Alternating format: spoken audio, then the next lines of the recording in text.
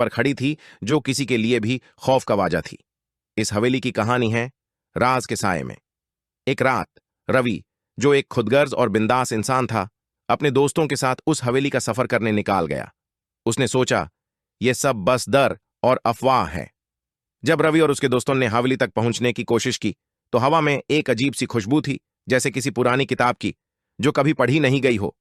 रवि ने दोस्तों को बोला, यह सब बस इमेजिनेशन है, कुछ नहीं होगा। लेकिन जैसे ही उन्होंने हवेली के दरवाजे को खोला, एक भयंकर ठंड सी महसूस हुई। अंधेरा छा गया। रवि और उसके दोस्तों ने टॉर्च जलाई और अंदर घुस गए। वहां का माहौल कुछ अलग ही था। कहीं पुरानी तस्वीरें छुपी हुई थी और एक पुरानी घंटी जो खुद ब खुद बजती थी, उससे दर्दनाक आवाज सुनाई दे रही थी। रवि का दिल धड़कने लगा, लेकिन उसने अपने दोस्तों से कहा, चलो और आगे चलते हैं। जैसे ही वो हवेली के एक पुराने कमरे में घुसे, उन्होंने एक पुरानी डायरीज देखी जो एक पुरानी तलवार के साथ रखी थी। रवि ने उस डायरी को उठाया और पढ़ना शुरू किया। वहां लिखा था, जिसने इस डायरी को पढ़ा उसका जीवन कभी नॉर्मल नहीं रहेगा। और फिर तभी रवि ने देखा, एक घंटी की आवाज सुनाई देने लगी, लेकिन यह इस बार ज्यादा तेज थी। एक चेहराई धीरे धीरे उनके सामने आई, ऐसी चेहराई जो कभी जीवंत थी लेकिन अब एक भूत हो चुकी थी।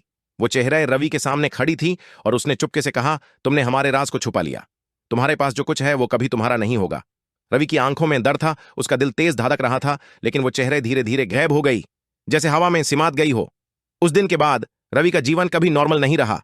हर रात उसे वो चेहरे याद आती थी जो हर जगह, हर छत, हर कोने में उसका पीछा करती थी।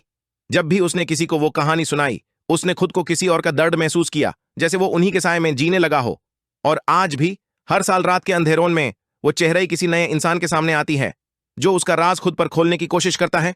एंड इस स्टोरी की एक खास बात है, दर हर वक्त हमारे साथ होता है, बस हम उसे पहचान नहीं पाते।